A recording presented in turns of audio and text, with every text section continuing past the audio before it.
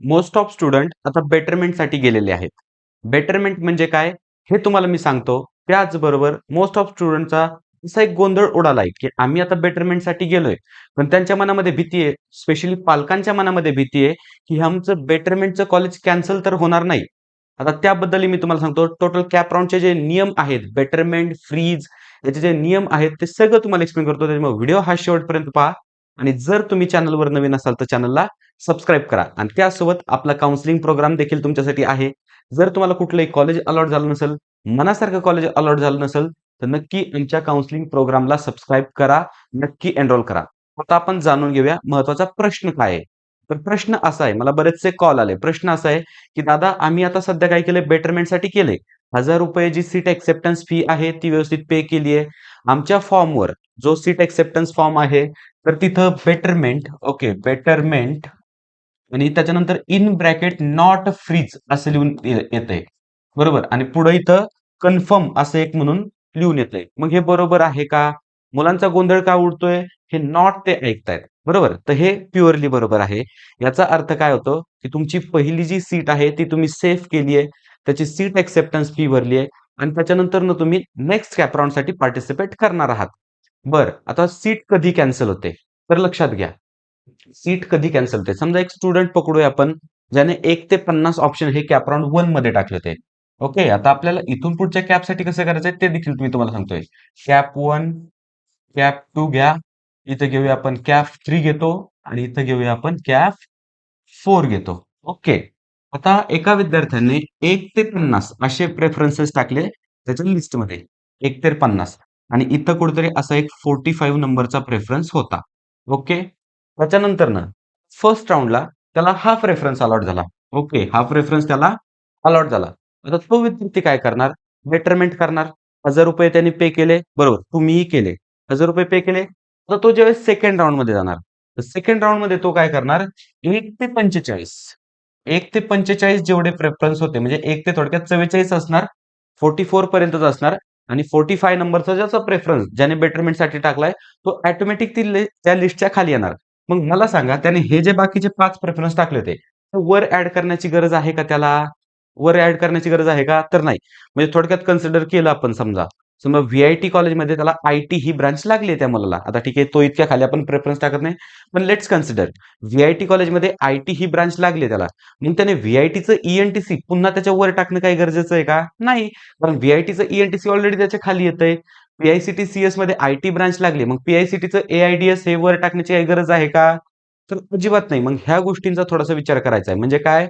आपल्याला जे कॉलेज लागतंय, तर त्यापेक्षा आपल्याला घेण्यायोग्य किंवा बेटर कॉलेज कुठलं आहे, तेच कॉलेज आपल्याला वर टाकायचंय.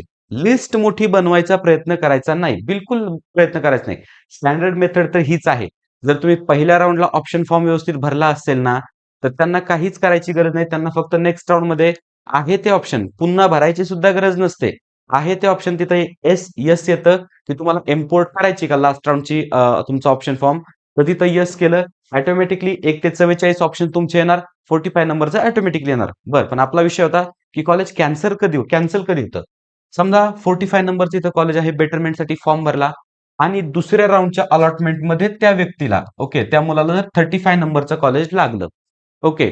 तर त्याचं जे 45 नंबरचं कॉलेज आहे, ते ऑटोमॅटिकली कॅन्सल होणार. कॅन्सल होणार कारण त्याच्याकडे हे वरचा ऑप्शन आहे ना आणि त्याच्या पुढच्या राउंडला जर तो जाऊ इच्छित असेल, तर त्याची 1 ते 34 पर्यंतच लिस्ट असणार आणि 35 नंबरचं कॉलेज त्याच्या लिस्टमध्ये ऑटोमॅटिकली ॲड होऊन येणार. ओके. इथं ₹1000 भरण्याची गरज नाहीये. सी सेलनं आता रूल चेंज केलेत. पहिलं काय होतं सेलने मध्येच रूल थोडेसे चेंज केलते. काय सांगितलं होतं, की पहिल्या राउंडला ₹1000, दुसऱ्या राउंडला ₹2000, तिसऱ्याला ₹3000 पण आता तसं नाही. जे आपलं ट्रॅडिशनली चालत आलंय, की कधीतरी 4ही कॅप राउंड्समध्ये कधीतरी एकदा आपल्याला तेवढे पैसे भरायचेत ₹1000 फक्त तेवढेच भरायचेत. बरं. त्यानंतर हा मुलगा जर चौथ्या कॅप राउंडला गेला आणि याला काहीच अलॉटमेंट मिळाली नाही, तरी हा याचं 35 नंबरचं कॉलेज घेऊ शकतो. पण हा त्याचं मागचं जे कॅन्सल झालेलं ऑलरेडी कॉलेज आहे, तर ते घेऊ शकत नाही. मग ह्या सर्व गोष्टींचं तात्पर्य काय, की ह्या राउंडमध्ये ओके, आता उद्यापासून आपली ऑप्शन फॉर्म फिलिंग स्टार्ट होते. मग उद्यापासून तुम्हाला काय करायचंय समजा, तुम्हाला एक एक्स-वाय-झेड कॉलेज लागलंय, तर त्या कॉलेजपेक्षा बेटर असणारी कॉलेजेसच तुम्हाला वर टाकायची आहेत. एवढं लक्षात ठेवायचंय फक्त, बाकी काही नाही. एक्झाम्पल जसं मी सांगितलं तुम्हाला, व्ही-आय-टीमध्ये जर आय-टी ब्रांच मिळाली असेल, तर व्हीआयटीचं ईएनटीसी, व्हीआयटीचं मेकॅनिकल वर टाकायची गरज आहे का काय? अजिबात गरज नाही. किंवा डी.वाय पाटीलचं सीएस वगैरे पण वर टाकायची गरज आहे का काही? ती पण गरज नाही. कळलं? मग आपल्याला बेटरमेंट कुणासाठी करायची फक्त? पी-आय-सी-टी. मुंबईकडले जर तुम्ही असाल तर एस-पी-आय-टी, व्ही-टी-आय, सी-ओ-ई-पी यांच्यासाठीच बेटरमेंट करायची आहे. बरोबर आहे? आता त्याहून अधिक प्रश्न मोठा, बेटरमेंट होते का? हो, बेटरमेंट नक्कीच होते. आता ज्यावेळेस आपण फर्स्ट राउंडचा डाटा पाहतो, नियर अबाउट सर्व कॉलेजेसच्या 90% जागा तर भरल्यात. म्हणजे समजा आता पहा, पी-आय-सी-टी कॉलेज आहे. एक पण जागा सध्या त्याची शिल्लक नसणार आहे. पूर्ण अलॉटेड असणार आहे. सी-ओ-ई-पी पूर्ण अलॉटेड असणार आहे. व्ही-आय-टी पूर्ण अलॉटेड असणार आहे. बरोबर आहे. हे अलॉटेड आहे, पण सगळीच मुलं इथं ॲडमिशन घेतात असं नाही. बरोबर आहे. 100% ॲडमिशनचा रेट नाही ना. सगळीच मुलं थोडी घेतायत. काही बेटरमेंटला जातात. आता काही मुलं अशी असतात ते कॅपच्या बाहेर जातात डायरेक्ट. बरोबर आहे. मग ज्यावेळेस पुढे एखादी व्हॅकन्सी निर्माण होते, त्याच वेळेस आपल्याला बेटरमेंटचा चान्स असतो. आणि जर आपण एक ऑब्झर्व्ह केलं लास्ट 2-3 वर्षाचा ट्रेंड, जी टॉपची कॉलेजेस आहेत, टियर 1 किंवा टियर 2 पण तुम्ही कन्सिडर करा, की यांचा कट ऑफ हा पूर्वीपासून थोडा-थोडासा वाढतच जातो. तिसऱ्या राउंडपर्यंत तरी वाढत जातो आणि त्याच्यानंतर थोडंसं स्लाइटली एक खाली येण्याचा प्रयत्न कुठेतरी करतो. ते कशामुळं? ते देखील अपकमिंग व्हिडिओ जे येणार आहेत माझ्या चॅनलवर, त्याच्यामध्ये मी तुम्हाला सांगणार आहे. सर्व गोष्टी सायंटिफिक नॉलेजद्वारे तुम्हाला मिळणार आहेत.